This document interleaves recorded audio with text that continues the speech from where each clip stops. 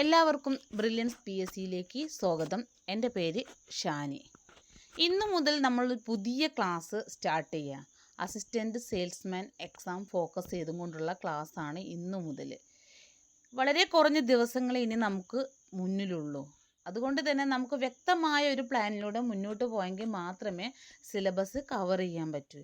ഇനി ഇവിടെ നിന്നുള്ള ദിവസങ്ങൾ എന്ന് പറയുന്നത് നമ്മൾ ഒരു സ്റ്റഡി പ്ലാനോടുകൂടി മുന്നോട്ട് പോവുക. അപ്പം എക്സാമിന് ചോദിച്ചു കൊണ്ടിരിക്കുന്ന പോർഷൻസ് മുഴുവനായിട്ട് നമ്മൾ കവർ ചെയ്യുക. അതുപോലെ ഏത് ഭാഗത്ത് നിന്നാണോ കൂടുതലായിട്ട് ചോദിക്കുന്നത് ആദ്യം അത് കവർ ചെയ്യാൻ വേണ്ടിയിട്ട് നമുക്ക് ശ്രമിക്കാം. അപ്പോൾ ഇന്നു മുതൽ പുതിയൊരു പ്ലാനായിട്ടാണ് നമ്മൾ പോകുന്നത്. അപ്പോൾ എല്ലാവരും എന്ത് ചെയ്യണം, ക്ലാസ്സുകൾ ഓരോ ദിവസവും കാണാൻ ശ്രമിക്കുക. അപ്പോൾ നമുക്ക് നമ്മളോടൊപ്പം, അതായത് ബ്രില്യൻസിനോടൊപ്പം നിങ്ങൾ വരികയാണെങ്കിൽ തീർച്ചയായിട്ടും എക്സാം ആകുമ്പോഴത്തേക്കും നിങ്ങളുടെ സിലബസ് മൊത്തമായിട്ട് നിങ്ങൾക്ക് കവർ ചെയ്യാൻ സാധിക്കും. ആ രീതിയിലാണ് നമ്മുടെ ക്ലാസ് അറേഞ്ച് ചെയ്തിരിക്കുന്നത്. അപ്പോൾ ഞാൻ ആദ്യം തന്നെ പറയുന്നത് എന്താണെന്ന് വെച്ചാൽ,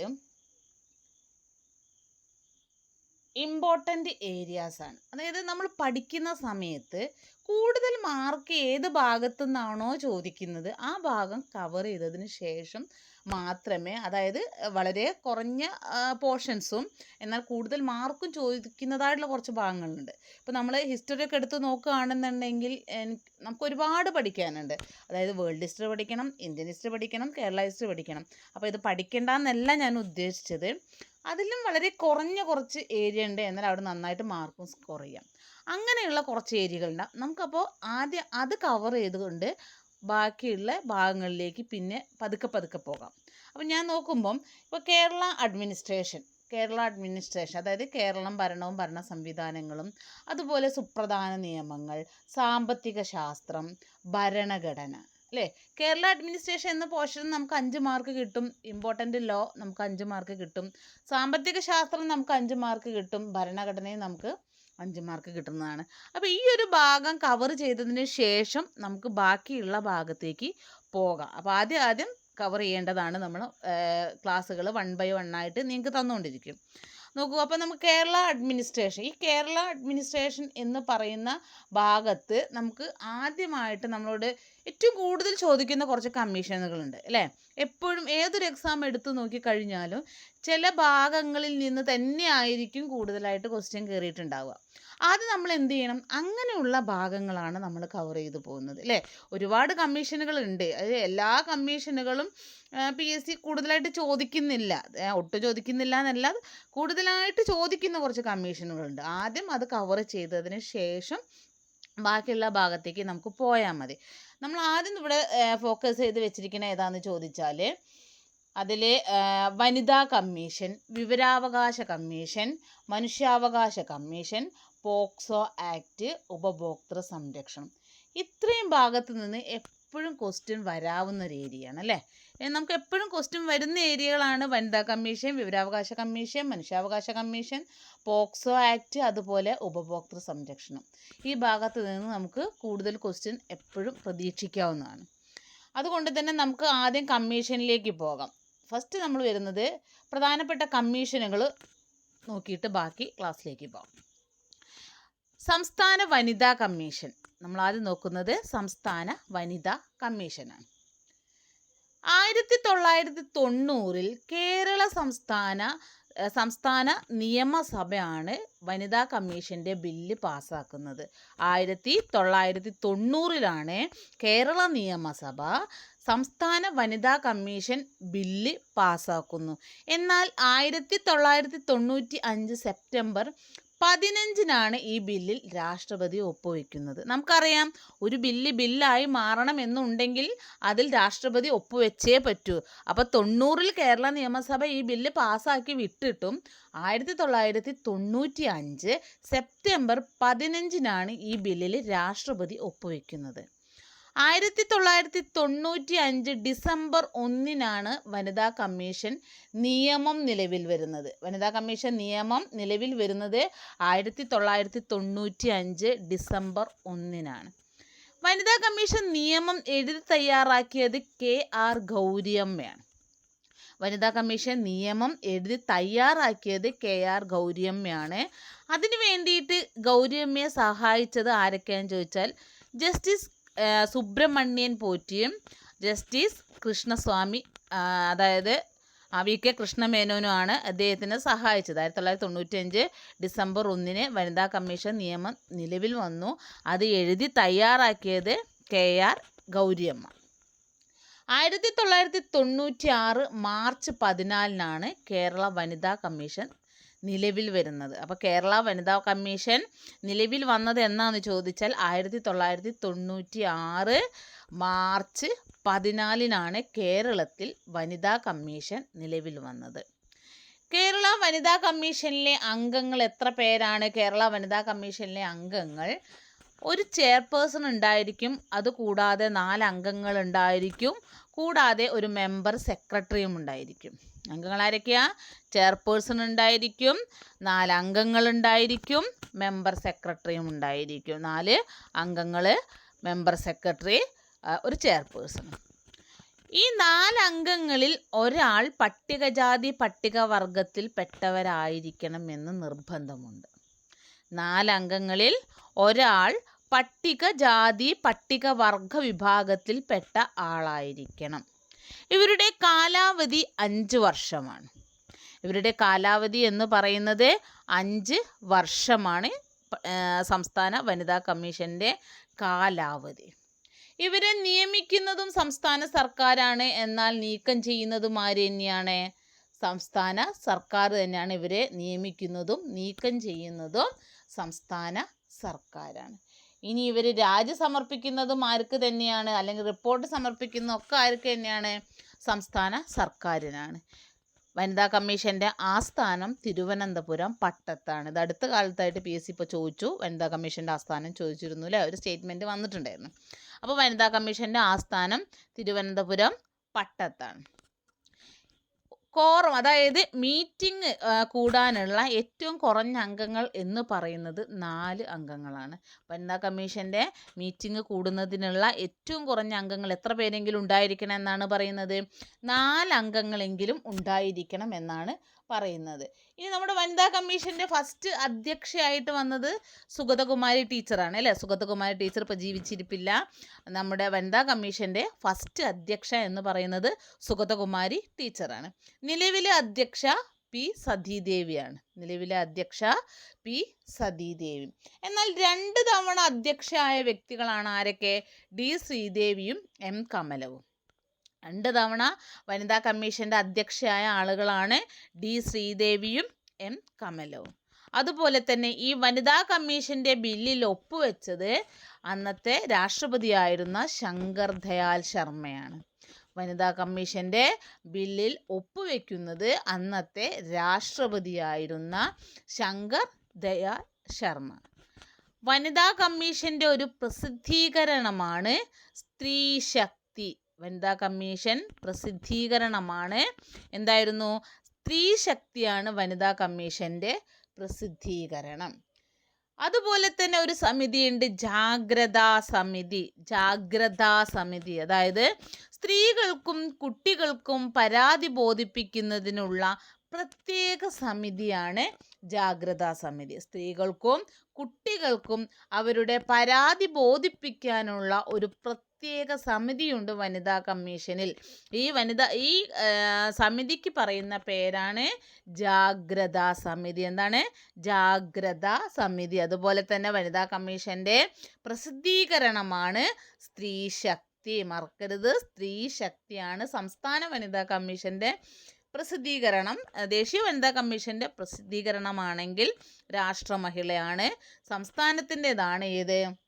സ്ത്രീ ശക്തിയാണ്. അതുപോലെ തന്നെ വനിതാ കമ്മീഷനിൽ നമുക്ക് എങ്ങനെയൊക്കെ പരാതികൾ കൊടുക്കാം അല്ലേ. വനിതാ കമ്മീഷനിൽ പരാതി കൊടുക്കുന്നത് എങ്ങനെയാണെന്ന് ചോദിച്ചാൽ നമുക്ക് നേരിട്ട് പോയിട്ട് വനിതാ കമ്മീഷനിൽ പരാതി കൊടുക്കാം. നമുക്ക് ബുദ്ധിമുട്ടുകൾ വല്ലതും ഉണ്ടെങ്കിൽ നമുക്ക് എന്ത് ചെയ്യാം? വനിതാ കമ്മീഷനിൽ പോയിട്ട് നേരിട്ട് പരാതി കൊടുക്കാം. ഇനി പരാതി കൊടുക്കുന്നതിന് ഫീസ് വേണോ? വേണ്ട. വനിതാ കമ്മീഷനിൽ പരാതി കൊടുക്കുന്നതിൽ ഫീസ് ആവശ്യമില്ല. അതുപോലെ ഒരു അഭിഭാഷകൻ വേണോ? അതും വേണ്ട. വനിതാ കമ്മീഷനിൽ പരാതി കൊടുക്കുന്നതിൽ ഒരു അഭിഭാഷകൻ്റെ ആവശ്യമില്ല, ഫീസും ആവശ്യമില്ല. നമുക്ക് എന്താണോ പരാതി ഉള്ളത് എന്ന് വെച്ചാൽ അത് നേരിട്ട് പോയിട്ട് വനിതാ കമ്മീഷനിൽ കൊടുക്കാവുന്നതാണ്. അതുപോലെ തന്നെ വനിതാ കമ്മീഷൻ 2 തവണ ഭേദഗതി ചെയ്തു. വനിതാ കമ്മീഷൻ 2 തവണ ഭേദഗതി ചെയ്തിട്ടുണ്ട്. ഒന്ന് 2002-ലും ഒന്ന് 2007-ലുമാണ് വനിതാ കമ്മീഷൻ ഭേദഗതി ചെയ്തത്. എന്നൊക്കെയായിരുന്നു? 2002-ലും 2007-ലും വനിതാ കമ്മീഷൻ ഭേദഗതി ചെയ്തു. ഇനി നമുക്ക് വനിതാ കമ്മീഷനുമായി ബന്ധപ്പെട്ട് സ്ത്രീകളുടെ സംരക്ഷണാർത്ഥം കുറച്ച് നിയമങ്ങളും കൂടെ വന്നിട്ടുണ്ട് അല്ലേ? വനിതകളെ സംരക്ഷിക്കുന്നതിന് വേണ്ടിയിട്ടുള്ളതാണ് വനിതാ കമ്മീഷൻ അല്ലേ? ഇനി ഈ വനിതാ കമ്മീഷനിൽ ഞാൻ ചോദിക്കട്ടെ, വിവാഹമോചനവുമായി ബന്ധപ്പെട്ട കേസുകൾ വനിതാ കമ്മീഷനിൽ കൊടുക്കാൻ പറ്റുമെന്ന് അല്ലേ? വിവാഹമോചനവുമായി ബന്ധപ്പെട്ട കേസുകൾ വനിതാ കമ്മീഷൻ ഏറ്റെടുക്കുമോ? ഇല്ല. വനിതാ കമ്മീഷനിൽ ഒരിക്കലും വിവാഹമോചനവുമായി ബന്ധപ്പെട്ട കേസുകൾ ഏറ്റെടുക്കില്ല. അത് നമ്മൾ എവിടെ പോയി കൊടുക്കണം? കുടുംബ കോടതിയിലാണ് പോയിട്ട് കൊടുക്കേണ്ടത് അല്ലേ? ഈ വിവാഹമോചനവുമായി ബന്ധപ്പെട്ട കേസുകൾ വനിതാ കമ്മീഷന് കൊടുത്തിട്ട് കാര്യമില്ല. ഒരിക്കൽ PSC അതും ചോദിച്ചിട്ടുണ്ട് കേട്ടോ. അപ്പോൾ ഇനി നമ്മൾ കുറച്ച് നിയമങ്ങൾ നോക്കാം. സ്ത്രീകളുടെ സംരക്ഷണാർത്ഥം വന്ന കുറച്ച് നിയമങ്ങൾ. ഫസ്റ്റ് വൺ, സ്ത്രീകളെ സംരക്ഷിക്കുവാൻ നിലയിൽ വന്ന നിയമങ്ങളാണ് ഇമ്മോറൽ ട്രാഫിക് പ്രൊഹിബിഷൻ ആക്ട്. ഏത് വർഷം? 1956-ലാണ് ഇമ്മോറൽ ട്രാഫിക് പ്രൊഹിബിഷൻ ആക്ട് നിലവിൽ വന്നത്. 1956-ലാണ് എന്ത് വന്നത്? ഇമ്മോറൽ ട്രാഫിക് പ്രൊഹിബിഷൻ ആക്ട് വന്നത് 1956. സ്ത്രീധന നിരോധന നിയമം. സ്ത്രീധന നിരോധന നിയമം വന്നത് 1961-ലാണ്. സ്ത്രീധന നിരോധന നിയമം വന്നത് 1961-ലാണ് സ്ത്രീധന നിരോധന നിയമം വന്നത് അല്ലേ? അതുപോലെ പൊതു ഇടങ്ങളിൽ സ്ത്രീകളെ മോശമായി ചിത്രീകരിക്കുന്നതിനെതിരെയുള്ള നിയമം. പൊതു ഇടങ്ങളിൽ സ്ത്രീകളെ മോശമായി ചിത്രീകരിക്കുന്നതിനെതിരെയുള്ള നിയമം വരുന്നത് 1986-ലാണ് അല്ലേ? പൊതുയിടങ്ങളിൽ പഴയ കാലത്തൊക്കെ ആണെങ്കിൽ നമ്മളൊരു സ്ത്രീകൾക്ക് ഒറ്റയ്ക്ക് എവിടെയും പോയി നിന്നുണ്ടെങ്കിൽ അപ്പുറത്തുനിന്ന് ഇപ്പുറത്തുനിന്നൊക്കെ കമൻറ്റുകളൊക്കെ കേൾക്കാം അല്ലേ? ഇപ്പോഴത്തെ കാലഘട്ടത്തിൽ അതൊന്നും നടക്കൂല. അതിനെതിരെ അതിൽ നിന്നൊക്കെ സ്ത്രീകൾക്ക് സംരക്ഷണം കൊടുക്കുന്നതിന് വേണ്ടി എന്ത് വന്നിട്ടുണ്ട്? നിയമം വന്നിട്ടുണ്ട്. അതുപോലെ ഗാർഹിക പീഡന നിരോധന നിയമം പാസ്സാക്കിയത് 2005 അല്ലേ? നമുക്ക് എല്ലാവർക്കും അറിയാം 2005-ലാണ് ഗാർഹിക പീഡന നിരോധന നിയമം പാസ്സാക്കിയത്. PSC എത്രയോ തവണ ചോദിച്ചിട്ടുണ്ട്. അത് നിലവിൽ വന്നത് എന്നാണ്? 2006 ഒക്ടോബർ 26-നാണ് ഗാർഹിക പീഡന നിരോധന നിയമം നിലവിൽ വന്നത്. 2006 ഒക്ടോബർ 26-നാണ് പാസ്സാക്കിയത് 2005. അതുപോലെ തന്നെ സ്ത്രീധന നിരോധന നിയമം PSC ചോദിച്ചതാണ് 1961-ൽ. പൊതുയിടങ്ങളിൽ സ്ത്രീകളെ മോശമായി ചിത്രീകരിക്കുന്നതിനെതിരെയുള്ള നിയമമാണ് 1986-ലാണ് ഈ നിയമം നിലവിൽ വന്നിട്ടുള്ളത്. അപ്പോൾ എന്തൊക്കെയായിരുന്നു ഒന്നുകൂടെ നോക്കാം നമുക്ക്. വിവരാവകാശ കമ്മീഷനിൽ എന്തൊക്കെ പറഞ്ഞു? അതായത് വിവരാവകാശ കമ്മീഷൻ നിലവിൽ വന്നത് എന്നാന്ന് ചോദിച്ചാൽ എന്നാ പറഞ്ഞോളൂ? 1996 മാർച്ച് 14-ലാണ് നിലവിൽ വന്നത് അല്ലേ? അതുപോലെ അംഗങ്ങളാണെങ്കിൽ 5 അംഗങ്ങളും ഉണ്ടാവും, ഒരു മെമ്പർ സെക്രട്ടറി ഉണ്ടാവും, അതിൽ ഒരു ചെയർപേഴ്സൺ ഉണ്ടായിരിക്കും, കൂടാതെ 4 അംഗങ്ങളുണ്ടാവും. 4-ൽ ഒരാൾ പട്ടികജാതി പട്ടികവർഗത്തിൽപ്പെട്ട ആളായിരിക്കണമെന്ന് നിർബന്ധമുണ്ട്. അവരുടെ കാലാവധി നമുക്കറിയാം 5 വർഷമാണ്. നിയമിക്കുന്നത് സംസ്ഥാന സർക്കാരാണെങ്കിലും നീക്കം ചെയ്യുന്നത് സംസ്ഥാന സർക്കാർ തന്നെയാണ്. എന്നാൽ വാർഷിക റിപ്പോർട്ട് സമർപ്പിക്കുന്നതും ആർക്ക് തന്നെയാണ്? സംസ്ഥാന സർക്കാരിനാണ് അല്ലേ? അതിൻ്റെ ആസ്ഥാനം എവിടെയാണ്? തിരുവനന്തപുരം പട്ടത്താണ്. കോറം, അതായത് ഒരു മീറ്റിംഗ് കൂടാൻ ഏറ്റവും കുറഞ്ഞ എത്ര ആളുകളെങ്കിലും വേണമെന്നാണ് പറയുന്നത്? 4 അംഗങ്ങളെങ്കിലും വേണ്ടി വരും. അതുപോലെ ഫസ്റ്റ് അധ്യക്ഷ എന്ന് പറയുന്നത് സുഗതകുമാരി ടീച്ചറാണ്. ഇപ്പോൾ അത് P സതീദേവി ആയിട്ടുണ്ട്. 2 തവണ അധ്യക്ഷയായ ആളുകളാണ് D ശ്രീദേവിയും M കമലം. ഈ D ശ്രീദേവിയാണ് 2ാമത്തെ ചെയർപേഴ്സൺ കേട്ടോ. അതായത് വനിതാ കമ്മീഷൻ്റെ 2ാമത്തെ ചെയർപേഴ്സൺ എന്ന് പറയുന്നതും D ശ്രീദേവിയാണ്. ഇനി ഈ ബില്ലിൽ ഒപ്പുവെച്ചത് ആരാണ്? ശങ്കർ ദയാൽ ശർമ്മയാണ് അല്ലേ? ശങ്കർ ദയാൽ ശർമ്മയാണ് വനിതാ കമ്മീഷൻ്റെ ബില്ലിൽ ഒപ്പുവെക്കുന്നത്. അതിൻ്റെ പ്രസിദ്ധീകരണം എന്ന് പറയുന്നത് ഏതാണ്? സ്ത്രീ ശക്തിയാണ്. അതുപോലെ തന്നെ ഒരു സമിതി ഉണ്ട് അതിൽ, അതാണ് ജാഗ്രതാ സമിതി. സ്ത്രീകൾക്കും കുട്ടികൾക്കും പരാതി ബോധിപ്പിക്കാനുള്ള പ്രത്യേക സമിതിയാണ് ഏത്? ജാഗ്രതാ സമിതി.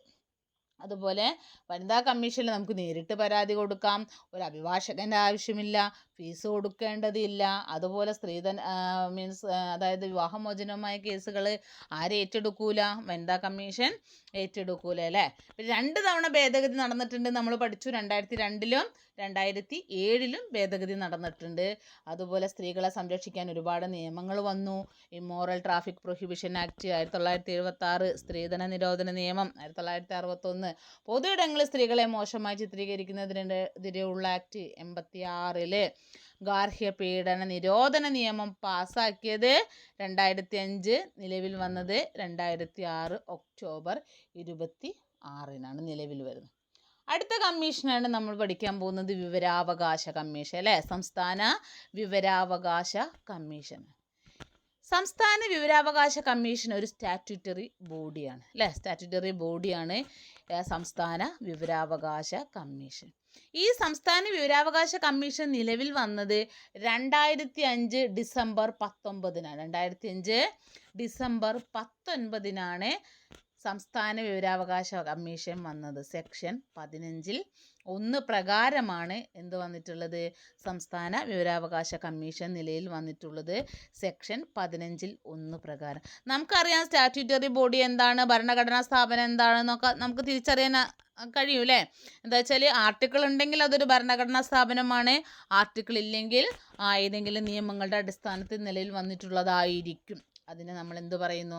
സ്റ്റാറ്റ്യൂട്ടറി ബോഡി എന്നാണ് പറയുന്നത്. ഇവിടെ നമ്മൾ ഒരു ആർട്ടിക്കിളും പറയുന്നില്ല, സെക്ഷൻ മാത്രമേ പറയുന്നുള്ളൂ. 15(1) പ്രകാരമാണ് വിവരാവകാശ കമ്മീഷൻ നിലവിൽ വന്നിട്ടുള്ളത്. ഈ വിവരാവകാശ കമ്മീഷനിൽ ഒരു അധ്യക്ഷൻ ഉണ്ടായിരിക്കും, അതുപോലെ 10-ൽ കവിയാത്ത അംഗങ്ങൾ ഉണ്ടായിരിക്കും. ഒരധ്യക്ഷനും 10-ൽ കവിയാത്ത അംഗങ്ങളും എന്തിലുണ്ടായിരിക്കണം? വിവരാവകാശ കമ്മീഷനിലുണ്ടായിരിക്കും. ഒരു അധ്യക്ഷൻ പ്ലസ് 10-ൽ കവിയാത്ത അംഗങ്ങൾ. ഈ വിവരാവകാശ കമ്മീഷനിലെ അധ്യക്ഷനെയും അംഗങ്ങളെയും തിരഞ്ഞെടുക്കുന്നതിന് ഒരു സെലക്ഷൻ കമ്മിറ്റി ഉണ്ട് അല്ലേ? വിവരാവകാശ കമ്മീഷനിലെ അധ്യക്ഷനെയും അംഗങ്ങളെയും ആദ്യം തിരഞ്ഞെടുക്കുന്നത് ഒരു സെലക്ഷൻ കമ്മിറ്റിയാണ്. ഈ സെലക്ഷൻ കമ്മിറ്റിയിലെ അംഗങ്ങൾ അല്ലേ, വിവരാവകാശ കമ്മീഷനിലെ അധ്യക്ഷനെയും അംഗങ്ങളെയും തിരഞ്ഞെടുക്കുന്നത് ഒരു സെലക്ഷൻ കമ്മിറ്റിയാണ്. ഈ സെലക്ഷൻ കമ്മിറ്റിയിലെ അംഗങ്ങൾ ആരൊക്കെയാണെന്ന് ചോദിച്ചാൽ ആരാണുള്ളത്? ഒന്ന് മുഖ്യമന്ത്രി, കേരള മുഖ്യമന്ത്രി എപ്പോഴും അതിൽ അംഗമായിരിക്കും. അതുപോലെ പ്രതിപക്ഷ നേതാവ്, കൂടാതെ മുഖ്യമന്ത്രി നാമനിർദ്ദേശം ചെയ്യുന്ന ഒരു മന്ത്രി അല്ലേ? മുഖ്യമന്ത്രി നാമനിർദ്ദേശം ചെയ്യുന്ന ഒരു മന്ത്രിയും കൂടെ ഈ സെലക്ഷൻ കമ്മിറ്റിയിൽ അംഗമായിരിക്കും. 1 മുഖ്യമന്ത്രി, 2 പ്രതിപക്ഷ നേതാവ്, 3 മുഖ്യമന്ത്രി നാമനിർദ്ദേശം ചെയ്യുന്ന ഒരു മന്ത്രിയും കൂടെ ഈ സെലക്ഷൻ കമ്മിറ്റിയിൽ അംഗമായിരിക്കും. ഇനി ഇവരെ നിയമിക്കുന്നത് ആര് തന്നെയാണ്? ഗവർണറാണ് അല്ലേ? ഈ സെലക്ഷൻ കമ്മിറ്റി എന്ന് പറഞ്ഞാൽ അംഗങ്ങളെയും അധ്യക്ഷനെയും തിരഞ്ഞെടുക്കുക എന്നുള്ളത് മാത്രമാണ് ഇവരുടെ ജോലി. പക്ഷെ ഇവരെ നിയമിക്കുന്നത് ആരാണ്? ഗവർണർ തന്നെയാണ് ഇവരെ നിയമിക്കുന്നത്. നീക്കം ചെയ്യുന്നതും ആര് തന്നെയാണ്? സംസ്ഥാന ഗവർണർ തന്നെയാണ് ഇവരെ നിയമിക്കുന്നതും നീക്കം ചെയ്യുന്നതും. ഇനി ഇവരുടെ കാലാവധി, സംസ്ഥാന വിവരാവകാശ കമ്മീഷൻ അധ്യക്ഷൻ്റെയും അംഗങ്ങളുടെയും കാലാവധി എന്ന് പറയുന്നത് 3 വർഷം അല്ലെങ്കിൽ 65 വയസ്സാണ്. ഒന്നുകിൽ 3 വർഷം അല്ലെങ്കിൽ 65 വയസ്സ് അല്ലേ? 3 വർഷം അല്ലെങ്കിൽ 65 വയസ്സാണ് സംസ്ഥാന വിവരാവകാശ കമ്മീഷൻ്റെ കാലാവധി എന്ന് പറയുന്നത്. 3 വർഷം അല്ലെങ്കിൽ 65 വയസ്സാണ്. അതുപോലെ ഇതിൽ അതായത് സംസ്ഥാന വിവരാവകാശ കമ്മീഷനിലെ ഫസ്റ്റ് അധ്യക്ഷൻ എന്ന് പറയുന്നത് പാലാട്ട് മോഹൻദാസ് ആണ്. സംസ്ഥാന വിവരാവകാശ കമ്മീഷനിലെ ഫസ്റ്റ് അധ്യക്ഷൻ പാലാട്ട് മോഹൻദാസ്. നിലവിലെ അധ്യക്ഷൻ ആരാണ്? വി ഹരി നായർ. നിലവിലെ അധ്യക്ഷൻ വി ഹരി നായരാണ്. ആദ്യത്തെ അധ്യക്ഷൻ പാലാട്ട് മോഹൻദാസ് ആണ്, എന്നാൽ നിലവിലെ അധ്യക്ഷൻ വി ഹരി നായരാണ് അല്ലേ? അപ്പോൾ വിവരാവകാശ കമ്മീഷൻ കേരളത്തിൽ വന്നത് കേരളത്തിൽ വിവരാവകാശ കമ്മീഷൻ വന്നത് 2005 ഡിസംബർ 19-ന് സെക്ഷൻ 15(1) പ്രകാരമാണ് കേരള വിവരാവകാശ കമ്മീഷൻ വന്നത്. ഇതിൽ ഒരധ്യക്ഷനുണ്ടായിരിക്കും, കൂടാതെ 10-ൽ കവിയാത്ത അംഗങ്ങളുണ്ടായിരിക്കും. ഈ അധ്യക്ഷനെയും അംഗങ്ങളെയും തിരഞ്ഞെടുക്കുന്നത് ഒരു സെലക്ഷൻ കമ്മിറ്റിയാണ്. ഈ സെലക്ഷൻ കമ്മിറ്റിയിൽ മുഖ്യമന്ത്രിയുടെ പ്രതിപക്ഷ നേതാവ് ഉണ്ടായിരിക്കും. അതുപോലെ മുഖ്യമന്ത്രി നാമനിർദ്ദേശം ചെയ്യുന്ന ഒരു ക്യാബിനറ്റ് മന്ത്രിയും കൂടെ ഇതിൽ അംഗമായിരിക്കും. ഇവർക്ക് തിരഞ്ഞെടുക്കാനുള്ള അവകാശം മാത്രമാണ് ഉള്ളത്. പക്ഷേ നിയമിക്കുന്നത് ആര് തന്നെയാണ്? ഗവർണർ തന്നെയാണ്. സംസ്ഥാന വിവരാവകാശ കമ്മീഷൻ അധ്യക്ഷനെയും അംഗങ്ങളെയും നിയമിക്കുന്നത് ഗവർണർ തന്നെയാണ്. അവരെ നീക്കം ചെയ്യുന്നതും ആര് തന്നെയാണ്? ഗവർണറാണ്. ഇവരുടെ കാലാവധി 3 വർഷം അല്ലെങ്കിൽ 65 വയസ്സ്. ഫസ്റ്റ് അധ്യക്ഷൻ പാലാട്ട് മോഹൻദാസ്. നിലവിലെ അധ്യക്ഷൻ വി ഹരിനായരാണ്. നിലവിലെ അധ്യക്ഷൻ. അപ്പം നമ്മൾ നേരത്തെ പറഞ്ഞ മാതിരി തന്നെ ഒരു സിസ്റ്റമായിട്ടാണ് നമ്മൾ പോകുന്നത്. നമ്മൾ മൊത്തം സിലബസും കവർ ചെയ്യും. അസിസ്റ്റൻറ്റ് സെയിൽസ്മാൻ എക്സാം എത്തുമ്പോഴത്തേക്കും നമ്മൾ ആ എക്സാമിനുള്ള എല്ലാ സിലബസിലും ഇമ്പോർട്ടൻ്റ് ആയിട്ടുള്ള എല്ലാ ഭാഗങ്ങളും നമ്മൾ കവർ ചെയ്തിരിക്കും. അതുകൊണ്ട് ഒരു ക്ലാസ്സും സ്കിപ്പ് ചെയ്യാണ്ട് എല്ലാവരും നിർബന്ധമായിട്ട് കണ്ടിരിക്കണം. അപ്പോൾ ഇന്നത്തേക്ക് നമ്മളിവിടെ നിർത്തുകയാണ്. ബാക്കി ക്ലാസ്സുമായിട്ട് നമ്മൾ നാളെ വരുന്നതായിരിക്കും.